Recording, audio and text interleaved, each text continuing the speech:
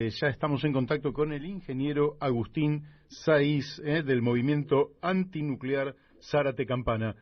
¿Cómo te va, Agustín? Buen día. Buen día, Mario. ¿Cómo estás? Gracias por recibirme. Bueno, acá un poco preocupado porque no sé qué habrá de cierto, pero da la impresión de que ha habido algún análisis de las emisiones radioactivas de Atucha y que han dado que Atucha contamina. Es decir, algo que todo el mundo supone que es una fuente, por lo menos que si no media un accidente, es una fuente segura de abastecimiento de energía, resulta que termina contaminando y que esa contaminación va nada menos que al agua, es decir, al Río de la Plata. ¿Por qué no nos explicás qué conclusiones han sacado después de los análisis? Lo que acabas de decir, Mario, es súper importante porque justamente queremos contrarrestar el discurso de que la energía nuclear es peligrosa cuando viene una ola como la de Fukushima, cuando viene un tsunami. No. Las centrales nucleares contaminan en su operación habitual. Y esto es lo que se deduce de una investigación que hemos hecho con compañeros del Movimiento Antinuclear de la República Argentina, en especial Cristian Basualdo, desde Embalse. Ya había tomado los datos de la Agencia Regulatoria Nacional Nuclear y de Nucleoeléctrica, de los monitoreos propios que hacen las centrales nucleares de Embalse. Hace más o menos un año habíamos concluido que Embalse está contaminado y que los niveles son altísimos. Ahora hicimos ese mismo ejercicio, es decir, barriendo todos los datos que son públicos, que son de acceso público, pero que nadie se pone a investigar porque es una montaña de números que es dificultoso a veces para el ciudadano común comprenderlo. Nosotros encontramos acá, en el río Paraná, en el complejo nuclear de las Atuchas, que hay contaminación. Entonces hay dos niveles de discusión. El primero es una central nuclear en su operación normal. ¿Contamina? Sí, contamina. Esto hay que decirlo. Es mentira el discurso de que el agua que ingresa desde el Paraná para refrigerar el calor excedente de la razón nuclear se devuelva al Paraná tal cual como estaba. Eso es una mentira. ¿Por qué hago hincapié en esto? Porque ese es el argumento de Nucleoeléctrica, el argumento cuando van estos saudos periodistas como, Majul, Fantino, a hacer lobby en lo nuclear, aceptan ese discurso de Nucleoeléctrica de que es un circuito cerrado y de que no puede haber filtración o fuga de partículas radioactivas. Eso es una mentira. Entonces, lo primero que quiero que tengan claro la audiencia y todo el país es que durante la operación normal, un reactor nuclear contamina, ¿sí? Hay emisiones radioactivas. Y ahora viene el segundo nivel de debate. ¿Hasta dónde es permitible? Efectivamente. ¿Sí? Y ahí entramos en una discusión también que a nosotros nos alarma mucho. Porque los estándares que están usando en la Argentina son estándares fijados internacionalmente por la Organización Mundial de la Salud, que ha delegado la cuestión nuclear en el Organismo Internacional de Energía Atómica. Esto es un tema histórico que cuando se conforman estos organismos internacionales, el tema nuclear no se discute demasiado y la OMS se subordina a toda la política del expansionismo nuclear de Occidente. En el caso del tritio radioactivo, que es uno de los tantos contaminantes radioactivos que tenemos en el Paraná, estamos usando una norma de hasta 10.000 becquerelios por litro. Becquerelios es la unidad que se usa para medir la cantidad de emisión radioactiva por segundo. Ajá. Entonces estamos usando un parámetro excesivamente alto con la excusa que es de la Organización Mundial de la Salud, cuando en Europa, en vez de usar 10.000, están usando 100. 100 veces ¿Entiende la menos. diferencia? 100 veces menos. Es impresionante. Entonces nosotros encontramos en los monitoreos que hace Nucleoeléctrica, que es la empresa gerenciadora de los reactores nucleares, valores altísimos, de 1.000, 1.500, 1.700, y lo encontramos no en la puerta de Atucha, lo encontramos en el agua corriente de una escuela, por ejemplo. Ajá, Encontramos ese fenómeno se advierte en Zárate Campana o más allá de la localidad. los monitoreos se han desarrollado en la zona del partido de Zárate, sobre todo, ¿sí? Pensemos que Lima está dentro del partido de Zárate como a 10 kilómetros, no, a 5 kilómetros de la ciudad, no es mucho, pero estamos hablando de la costanera de Zárate, estamos hablando del Club de Pescadores de Lima, estamos hablando de escuelas en donde, por ejemplo, si la docente, el día que encontraron 1.500 becquerelios por litro de tritio radioactivo, si esa docente se hace un mate y pone la pava y usa ese agua, está absorbiendo en una tarde la cantidad de dosis de tritio radioactivo que acumularía en un solo año. Es tremendo lo que ¿Se entiende la comparación, Mario? Sí, sí. Entonces, como mínimo, tenemos que abrir un espacio para discutir con el lobby nuclear estas cuestiones. Porque la ciencia no es monopolio de un grupo de personas que está haciendo un negocio con nuestra vida. Sí, claro. Entonces, no estamos hablando de mecánica cuántica, de ecuaciones, estamos hablando de algo concreto, que es hacer un monitoreo eficiente, ver contra qué norma estamos comparando y contrastar con la realidad de la zona, porque la zona necesita sí o sí un mapa del cáncer. Nosotros estamos impactados, no por nosotros hicimos el análisis desde el 2017 hasta el 2019, 2020 más o menos. Pero hace 45 años que tenemos Atucha operativa. Sí. Entonces, todo ese daño de radioactividad se va acumulando en el ecosistema y en los seres vivos se va acumulando en los tejidos. No es un daño que se dispersa con los años, es un daño que se va acumulando. Y, por ejemplo, entonces, ¿eso impacta sobre los peces? ¿Sobre? Los peces que habitan el río. Por supuesto. Peces que además van a ir al estómago de alguien que lo pesca y lo come. Los peces los organismos vivos, son bioconcentradores de radioactividad. La radioactividad, la partícula radioactiva se adhiere a los tejidos y continúa emitiendo radioactividad desde allí. Esa radioactividad es la que va lastimando el ADN y va generando o mutaciones o va generando enfermedades muy graves. Han encontrado, por eso hay que hacer estudios también en los tambos. Tenemos que saber cuál es la leche que sale de esos tambos. Entonces, repito, Mario, hay dos niveles. Te tengo que preguntar está bien, ahora seguís con eso, pero te tengo que preguntar porque emerge, la autoridad pública, el Ministerio de Medio Ambiente, ¿se está ocupando de esta materia? No, absolutamente no, porque al haber una norma respecto, estamos hablando del caso del tritio radioactivo, que la pone en 10.000 becquerelios por litro, nunca va a saltar una alarma. En Europa dijimos que era 100.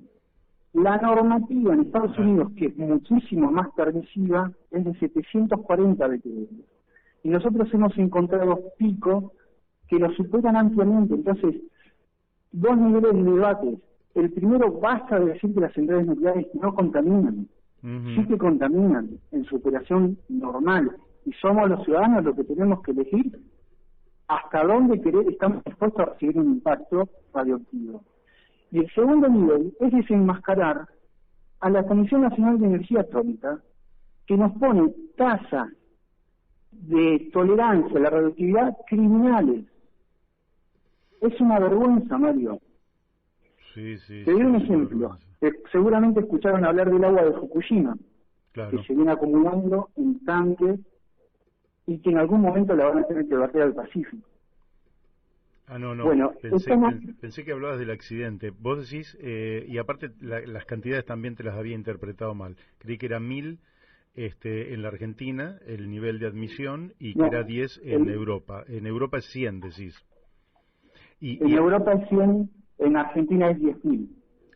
Entonces está bien, dije 10.000 en la Argentina.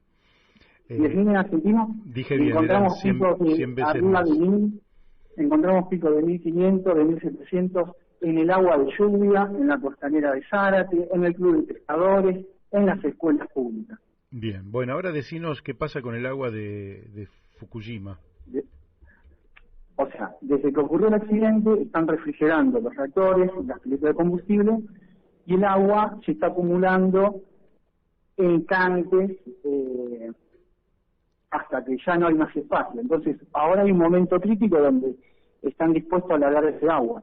Ese agua tiene, si no me equivoco, una concentración máxima de 1000 becquerelios por litro. O me corrijo, debe estar, creo que es 1500 becquerelios por litro. ¿Qué quiero decir? Que nosotros tenemos niveles de contaminación similares a los de Fukushima. En una cuestión de sitio. ¿Sí? Entonces, tenemos que bajar de ese altar en donde está parado el sector nuclear argentino, dirigiendo un proyecto como si nosotros fuéramos ignorantes o conejitos de India. Claro. ¿Sí? Tenemos que, basta de tenerle respeto porque estamos hablando de energía nuclear. La energía nuclear se puede bajar a un plano de discusión de civil porque somos nosotros y en definitiva es una cuestión de derechos. Sí, y lo que viene pasando desde hace 45 años es que estamos recibiendo contaminación radioactiva y no podemos terminar de cuantificar el daño. Y eso es terrible, Mario. ¿Qué está pasando con, por ejemplo, el viceministro de Ambiente, que es Sergio Federowski, que es un biólogo además y que debería estar preocupado por esto, porque además se le paga por esto, ¿no? Hablo de personas a las que se le paga por una función, como el ministro o el viceministro, es decir, que no estoy hablando de una persona que tiene que ir a su trabajo a hacer otras cosas, sino los que deberían estar prestando firme atención a un problema de la magnitud del que estás poniendo en evidencia vos. ¿Cuál es la respuesta de esta gente?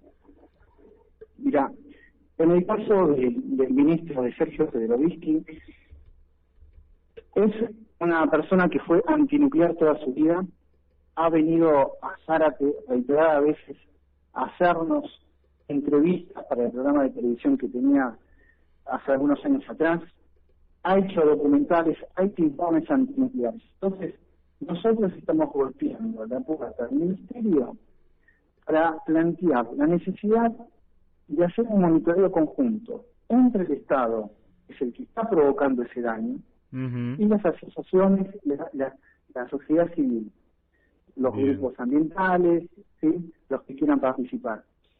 Y le estamos proponiendo trabajar con una tercera pata que sean laboratorios especializados del exterior. ¿Sí? Entonces tenemos que pensar, rediseñar qué monitoreo vamos a empezar a hacer, cuáles son los puntos donde vamos a hacer foco y trabajar de esta manera, porque evidentemente los monitoreos de nuclear eléctrica son en gran parte deficientes.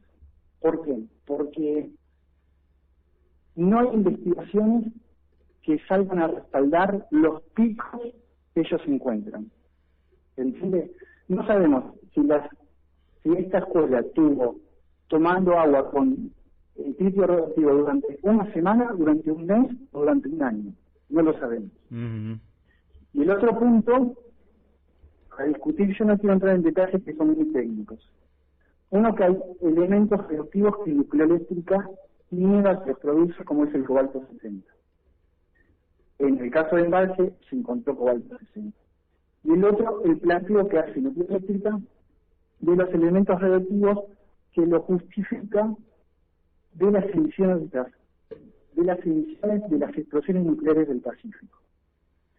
Ese también es un punto importante porque a veces se encuentra cesio 137 y estroncio 90 y lo justifican con que son explosiones nucleares que desarrolló Francia en la década del 70. Entonces, hay algunas cuestiones químicas que nos generan mucho ruido y en concreto necesitamos estar seguros del impacto que estamos recibiendo acá en la zona. De eso se trata un poco el planteo que le estamos haciendo a Federowski. Está bien.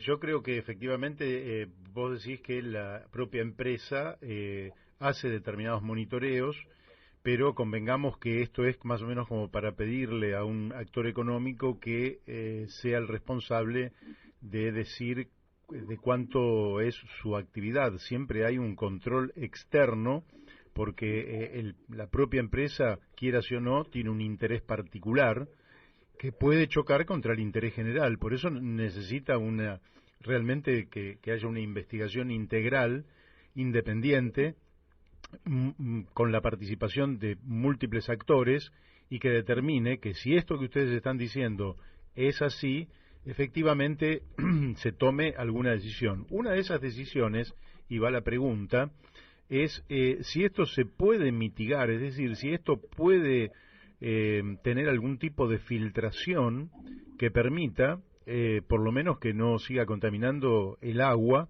y después habrá que ver con ese material radioactivo qué se puede hacer. Pero ¿existe técnicamente esa posibilidad o esto es imposible? Es muy poco factible en la práctica. De hecho, el agua de Fukushima justamente lo que están tratando de hacer un tratamiento, pero en la práctica es la emisión de partículas radioactivas al exterior es inevitable. Uh-huh. Entonces, por eso yo hablaba hoy al principio de un debate, dos niveles de debate, y uno es plantear los reactores nucleares inevitablemente emiten radioactividad al exterior. Eso es una verdad, no lo estamos diciendo del movimiento antinuclear de Zárate, ocurre en todos los países. Quiero mencionar algo, Mario, que me parece importante, que es el hecho de las contradicciones de nucleoeléctrica respecto a las emisiones. Siempre se justifica con este discurso de que es un circuito cerrado y que es físicamente imposible. Eso es, de algún modo, es como tratar de describir la complejidad humana dibujando un ser humano con palitos. ¿Sí?